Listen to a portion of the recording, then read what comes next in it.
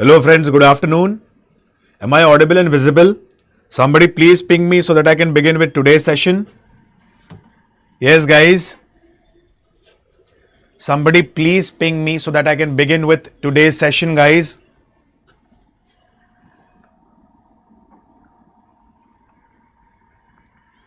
Am I audible and visible properly? Yes guys.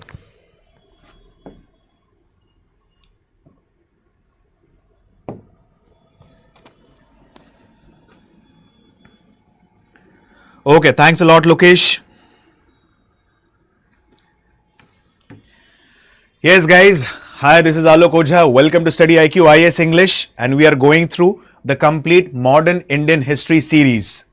Okay, today's session won't be much longer. It's just a half an hour session, maximum 40-minute session, but a very important one because we are going to discuss important land revenue system such as Zamindari system, which is also referred as permanent settlement, Ryotwari system and Mahalwari system. So all the major parts of the land revenue system, we are going to discuss it today in today's session. Yes, for the students, yes, good afternoon Pavan, good afternoon Manikanda. Okay, like for the students who are new to the platform, they have many queries like, sir, where to download the PDF of the session from? As we have discussed previously in the past sessions, you can download the PDF from the Telegram channel, and that is history_Alok Ojha. Okay, so you can download the PDF from this Telegram channel. Got it guys? The PDF would be uploaded at least 3 to 4 hours after the session. Got it? So without wasting any more time, let's begin with our today's session, that is important land revenue system. Zamindari system. Now pay attention carefully. Zamindari system, this system is also referred as permanent settlement. It is also referred as Jagirdari system, Istemarari system, Biswedari system. So Zamindari system is known by different names.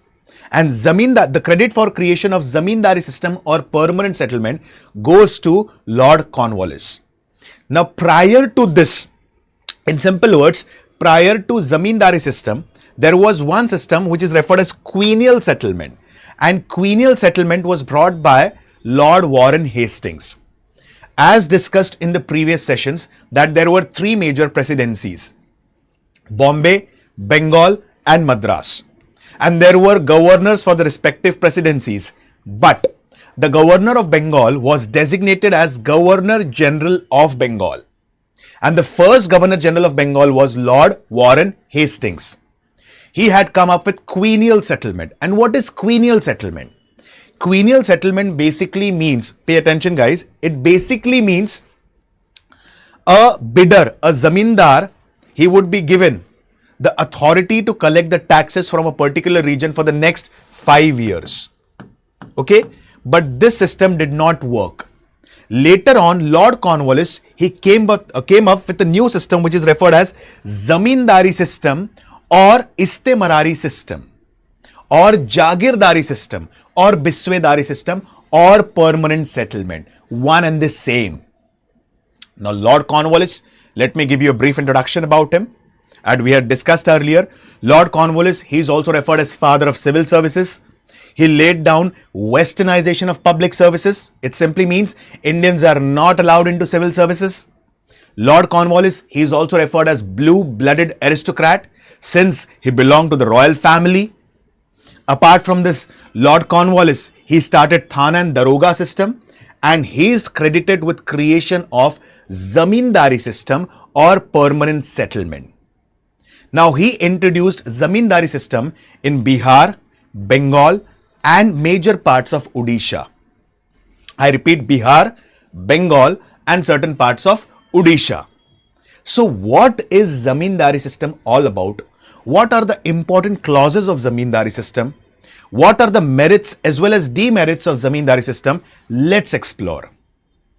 Okay.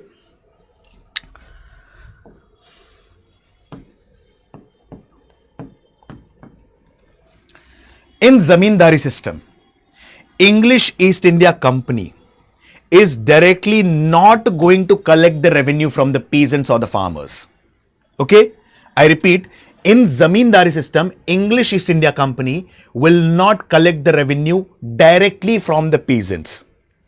English East India Company has appointed a zamindar who is going to act as an intermediary between the company on one side and the peasants on the other side. Okay?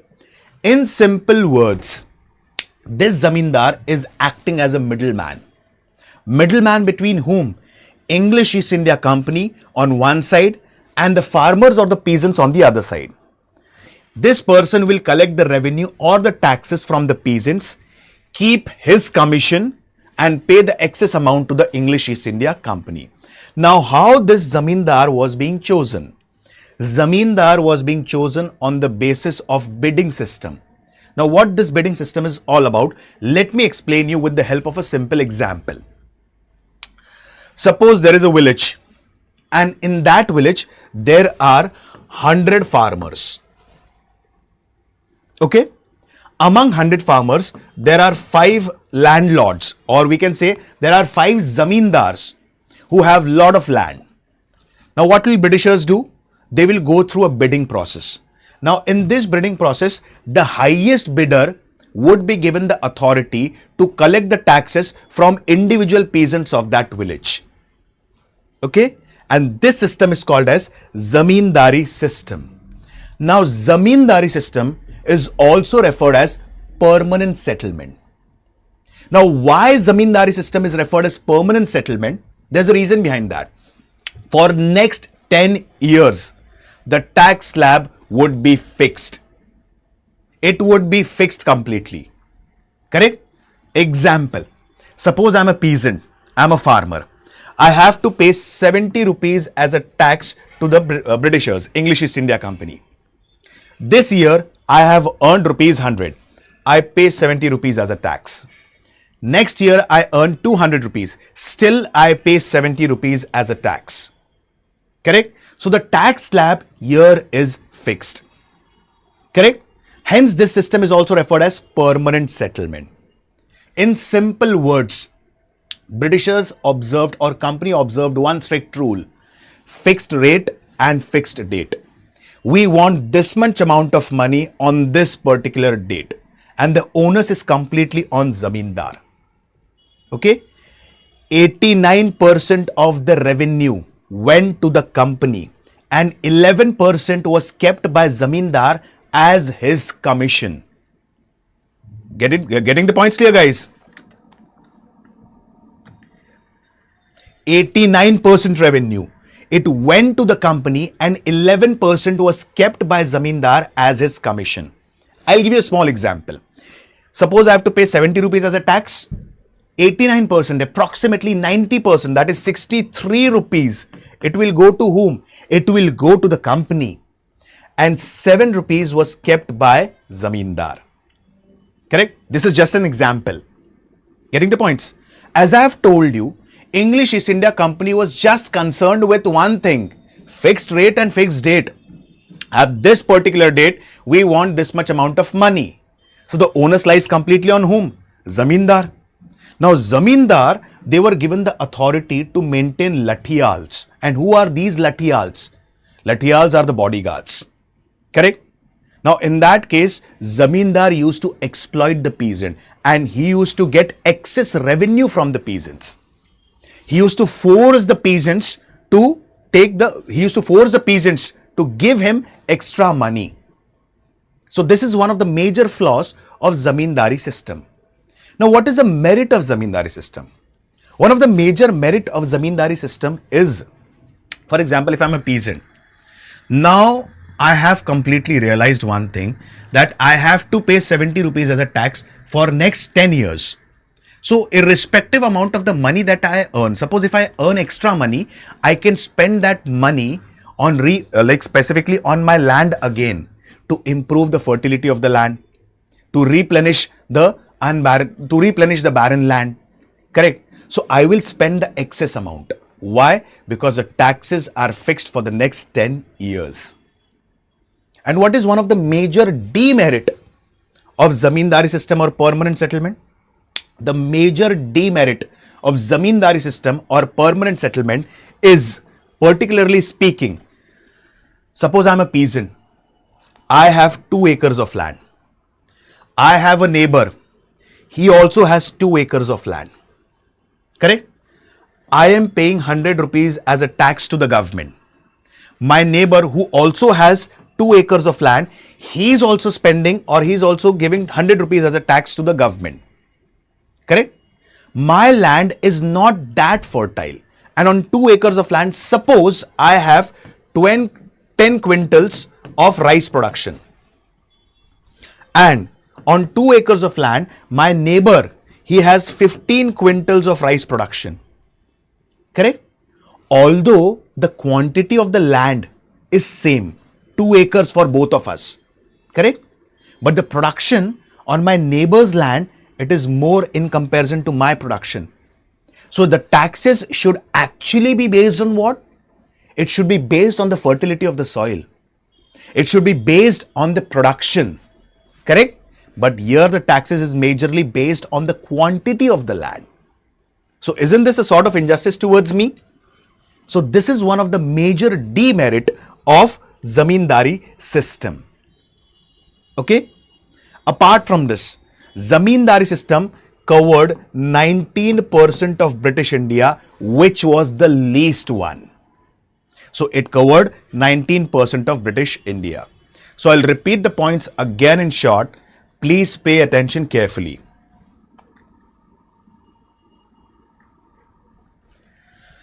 Zamindari system, it is also referred as permanent settlement. The credit for creation of Zamindari system goes to Lord Cornwallis. Lord Cornwallis, he is also referred as father of civil services. He is also referred as blue-blooded aristocrat. In Zamindari system, English East India Company directly did not collect the revenue from the peasants. Zamindar was appointed, and Zamindar acted as an intermediary between the company on one side and the peasants on the other side. He collected the revenue from the peasants, he kept his commission, and after keeping his commission, he gave the excess amount to the company. 89% revenue went to the company and 11% was kept by Zamindar. Zamindar was being selected through the process of auction. One more major problem I'll tell you. As I have told you, it is referred as permanent settlement because for the next 1 decade, for the 10 years, the taxes are fixed. Correct? Now, basically, I'll give you a small example. Britishers had a system called as fixed rate and fixed date. Britishers wanted this much amount of money on this date. So, the onus completely lies on whom? Zamindar. Suppose there is a famine, or suppose there is a situation of flood and entire agricultural activities have been devastated. So what will happen in that case? The peasants won't be able to give the revenue or the taxes to Zamindar. Correct? Because since there is a situation of famine, in that situation what will happen? The company will collect the revenue from Zamindar. Because company does not know the peasant. They will say, we want that much amount of money. That's it. And in that case, if Zamindar is unable to pay the revenue to the company, his Zamindari rights would be forfeited and it would be transferred to some other Zamindar. Okay? So this is the major demerits and the merits of Zamindari system. Hope so the points are clear, guys. Any query, any doubt, any question, please let me know. Yes, guys? Is it clear? Hope so the points are clear.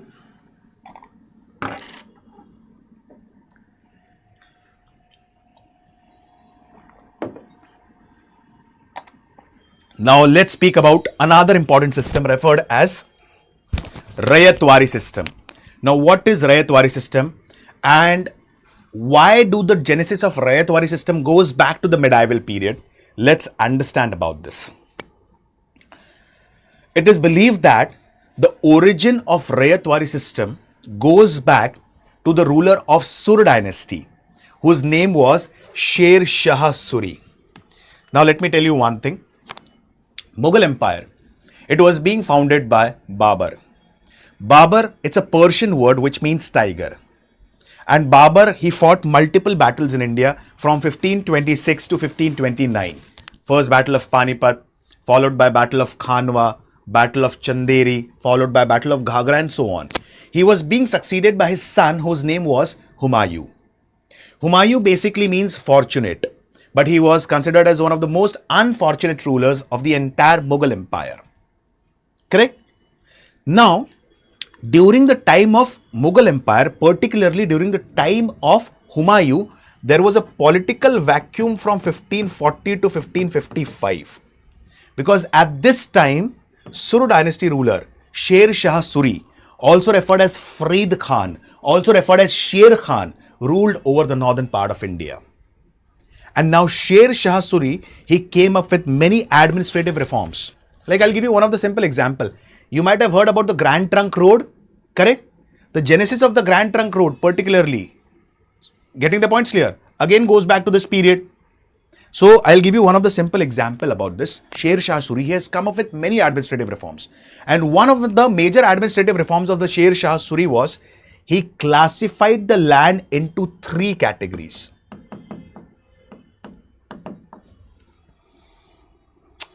Good, average, bad. The land which is fertile, they had to pay higher revenue. The land which was very average, they had to pay an average revenue. And the land which was barren, these peasants had to pay minimum revenue. Minimum revenue. Later on, this system was modified by Akbar. And Akbar classified the land into 4 categories. Polaj, Paroti, Chachar and Banjar. Now what is Polaj, Paroti, Chachar and Banjar? Polaj, production throughout the year. So it is a fertile land and the taxes on this land would be quite higher. Paroti, the production on this land would be one crop, at least one crop within a year. Chachar, 1 or 2 crops within 2 years. Banjar, it's an unfertile land. And the taxes used to vary. Highest tax was here and average tax was in Paroti and Chachar. Same system was adopted by Britishers. Correct? And this system is referred as Ryotwari system. Ryotwari system of land revenue came up during the time of the Governor General Hastings. My friends, I've used the word Hastings, not Warren Hastings. Okay? And it was introduced by Captain Reeds and Thomas Munro in Madras Presidency and Elphinstone in Bombay Presidency. I repeat, Thomas Munro and Captain Reeds in Madras Presidency and Elphinstone in Bombay Presidency. Got it? Now, what is one of the features of this system? Let's understand a very important one.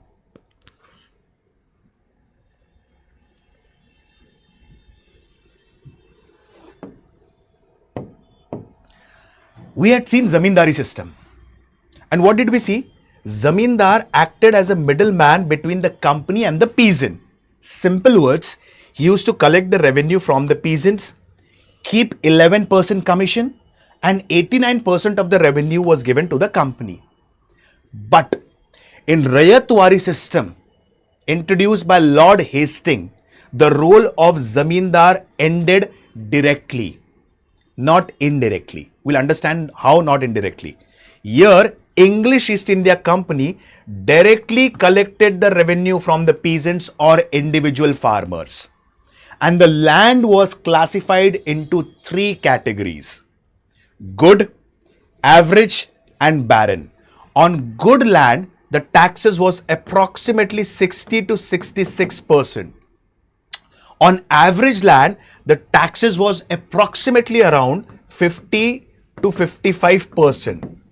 And on barren land, the taxes was 40 to 45%. Can you imagine? The unproductive land had to pay the taxes around 40 to 45%. And this taxation as per the Britishers was minimum. Can you imagine? Correct? So, English East India Company now directly collected the revenue from the peasants. Got it? The taxes were collected on the basis of quality of the soil and the production.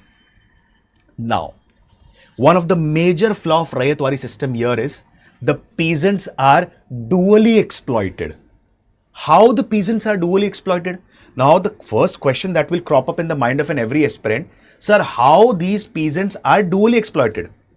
Because for example, this company is imposing high taxes on the peasants. So they are exploited by company. But how dually now? Let's understand. Suppose I'm a peasant and there is a famine in my region and I'm unable to pay the taxes to the company. Because since the taxes are quite exorbitant, they are quite high, I am unable to pay the taxes to the company. What will the company do? Company will take my land from me. And as a farmer, as a cultivator or a peasant, my land is everything for me. Correct? So in that case, I don't want my land to get forfeited. So what will I do? I will go to Zamindar because Zamindar has the money. And I'll take what? I'll take loan from Zamindar. Because Zamindar has now become money lender. He has the money. Money lender, Sahukar, in local Hindi bhasha, it is also referred as Lala. Correct? You might have heard about this.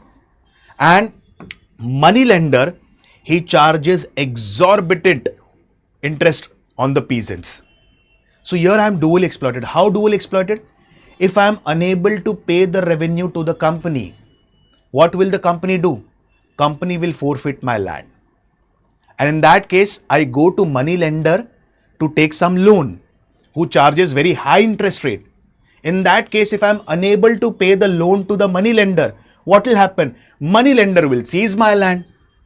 So here the peasants are dually exploited. One by the company and second by the money lender. And this system is called as Ryotwari system of land revenue, which was introduced during the time of Lord Hastings. It was introduced, excuse me, it was introduced in Bombay Presidency by Elphiston and in Madras Presidency by Sir Thomas Munro and Captain Reeds. It covered the maximum part of British India. It covered approximately 51% of British India. And this system is referred as Ryotwari system of land revenue. Hope so the points are clear, guys. So these are the drawbacks of the land revenue system. Apart from this, the tax, this is not facts, this is the tax. The taxes had to be paid in cash. Okay guys, the taxes had to be paid in cash, another important drawback. So basically saying these are the merits as well as the demerits of Ryotwari system. Correct. Hope so the points are clear, guys. I'll give you another important example of one of the peasant movements. Have you heard about a peasant movement called as Deccan riots? Deccan riots, it is a peasant movement which started from Supa village in Pune. And it started in 1875. Now, what was the major reason for Deccan riots? I'll give you an example to make things easier. What was the reason for Deccan riots? American Civil War was one of the major reasons for Deccan riots. Again, a question that crops up in the mind of an aspirant. How was American Civil War linked to the Deccan riots? Correct? I'll give you a small example now.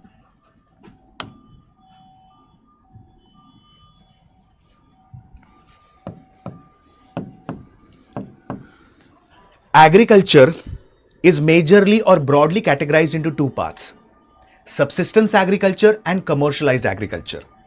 In subsistence agriculture, I will cultivate only those crops which are important for sustaining my livelihood, like pulses, wheat, rice, and so on. But in commercialized agriculture, I will cultivate those crops which are high in demand in the national as well as international market. Cotton, indigo, tobacco, poppy, opium. Tobacco was introduced in India by Portuguese. Correct? So I'll cultivate these crops which are high in demand in the national as well as international market. Now when Britishers came to India, they forced our peasants for commercial cultivation, for commercialized agriculture. And suppose if I'm a peasant, I'm a farmer. Now they have told me that you have to cultivate cotton. And before the harvest of the cotton, we will pay you ₹5. Example I'm giving you. Now the cotton crop is ready for the harvest. Now Britishers are saying to me, if you have to sell it for ₹1 or 2, sell it. Otherwise keep your cotton. There is no capital, there is no major capital intensive industry in India. I am forced to sell this cotton at a petty price of rupees 1 or 2 to the Britishers. Now this cotton will go to Manchester or Liverpool. From here it will go to London and again it will come back to India. At Manchester, from Manchester to Liverpool, from here it will go to London where it will get converted into manufactured textile. The superior quality cotton, it goes to USA. The inferior, substandard, cheap quality cotton textile, it came to India and its cost was 10 rupees. The market for raw material was India. The market for final good was India. Can you see how in a methodological manner, how in a systematic manner, India's resources were being drained out of India? And this was highlighted for the first time in 1896 in the coming years by Dadabhai Navroji in his book Poverty and Un-British Rule in India. And this is referred as drain of wealth. So what happened? Fine quality cotton textile used to go to America. Now there was American Civil War and the demand for cotton textile declined. And when the demand for cotton textiles declined, what happened? Britishers had to run the administration, and to run the administration, they started imposing heavy taxes on the peasants, particularly in the region of Deccan. And at that time, money lenders or zamindars were also supporting the Britishers. So, there was Deccan riots, which began from Supa village in Pune. And it spread to different parts of Maharashtra, such as Satara, Ahmednagar, Nasik, and many other places. It is believed that to suppress the Deccan riots, army help was sought because police was not able to suppress the revolt. And finally, Deccan Agriculturist Relief Act was passed. Okay, so Deccan riots, it is majorly associated with Ryotwari system. Correct? So that was an example to make you things clear. Hope so the points are clear, guys. Any query, any doubt? Yes, Nivedita. Good afternoon. Doraemon. Namaskar.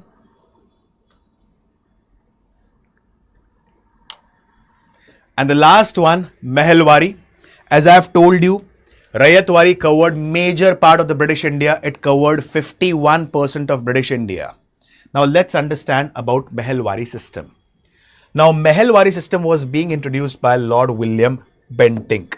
We had already discussed about Lord William Bentinck in quite depth and detail. If you remember, as per Charter Act 1833, Governor General of Bengal was now designated as Governor General of India. And the first Governor General of India was Lord William Bentinck. Correct? And there are many things that needs to be remembered about William Bentinck. Like with the efforts of Raja Ram Mohan Roy, Lord William Bentinck banned sati in the region of Bengal on 4th December 1829. William Bentinck, he abolished the double batta system or foreign service allowance. William Bentinck, he imposed duty on cultivation of opium in the region of Malwa. Malwa, which is in the western part of Madhya Pradesh. William Bentinck, he has created a department called as Thuggy and Dakaiti Department under William Henry Sleeman. William Bentinck was the first Governor General to realize Russian threat. So he signed Indus Navigation Treaty with Maharaja Ranjit Singh Ji. Correct? So all these things are credited to William Bentinck. And one more thing that is credited to William Bentinck was Mahalwari system. Now what is Mahalwari system of land revenue? Let's understand within short. In Zamindari system, as I've told you previously, the Zamindar collected the revenue from individual peasants, kept his commission and gave it to the company. In Ryotwari system, the English East India Company directly collected the revenue from the peasants. In the Mahalwari system, rather than collecting the money directly from the peasants, English East India Company collected the revenue from the entire Mahal. Mahal means unit, or from the entire village. Hence, this system is referred as Mahalwari system. Now, Mahalwari system, it has features of both Zamindari and Ryotwari. And Mahalwari system of land revenue is also referred as modified Zamindari. Now, why it is referred as modified Zamindari? How it has features of Zamindari plus Ryotwari, let's understand. As I've told you, here the revenue was not collected from individual peasants by the company. Now the company directly collected the revenue from the entire Mahal. Mahal means village. Correct? Now, there was a village headman, and the village headman was referred as Lambardar. I repeat, the village headman was referred as Lambardar. Now, what Lambardar used to do? Lambardar used to collect the revenue from individual peasants. Okay? And he used to collect the revenue on the basis of production and on the basis of fertility of the soil. Correct? So here comes one feature of Ryotwari system. What? Lambardar collected the revenue on the basis of production. So this is the feature of Ryotwari system, or on the basis of fertility of the soil. And second feature of Zamindari system, what? In Zamindari system, Zamindar used to collect. Here the village headman is collecting the revenue from all the peasants. So here this Lambardar is acting like a Zamindar, or the village headman is acting like a Zamindar. Hence, Mahalwari system is also referred as modified Zamindari. The average revenue for the company was approximately 60 to 66% from the Mahal, from the villages. It was introduced in Gangetic Valley, Punjab, northwestern provinces, central provinces, and Agra. Now, Mahalwari system, it was being implemented by R.M. Bird and Holt Mackenzie. I repeat, it was introduced by William Benting, and it was implemented by Holt Mackenzie and R.M. Bird. This system is also referred as modified Zamindari, and it covered 30% of British India. Correct? So these are the features of Zamindari system, Ryotwari system, and Mahalwari system. I'll repeat again within next 10 seconds. In Zamindari system, Zamindar used to act as a middleman between the company on one side and the peasants on the other side. He used to keep his commission, 11%, and 89% revenue went to the company. In Ryotwari system, specifically English East India Company collected the revenue from the peasants directly on the basis of fertility of the soil and the production.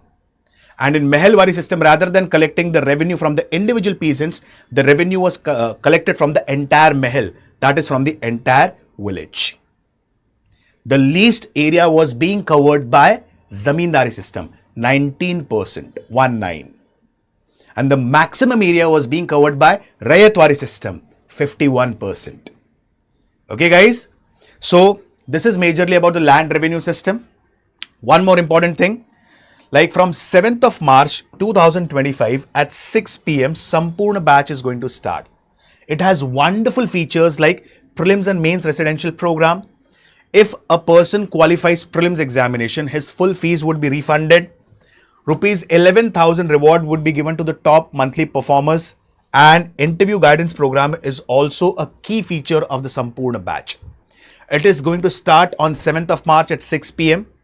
To avail the benefits, you can join the batch by using my code ALOK LIVE, which is flashing on your screen. Apart from this, guys, I'll repeat the point again. Those students who are aspiring to download the PDF of the session, you can visit the Telegram channel history_Alok Oja, and from there you can download the PDF. Tomorrow's session would be again very important because we are going to discuss important peasant movements such as Indigo Agitation of Bengal, Kheda Satyagraha, Bardoli Satyagraha, Champaran Satyagraha. So tomorrow's session would be very important again. Okay guys, so with this I stop my words for the day. See you guys tomorrow. Thank you and have a wonderful day.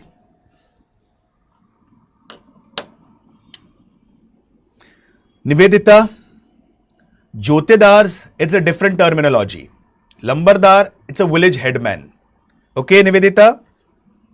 But in certain areas, both are connotated with the same terminology. So, Jyotedar and Lambardar, certain areas they are considered as one, and in certain areas they are different people. Jyotedars are majorly the big zamindars. Correct? Any other query, guys? Any other doubt? Okay, guys. With this, I stop my session. Thank you and have a wonderful day.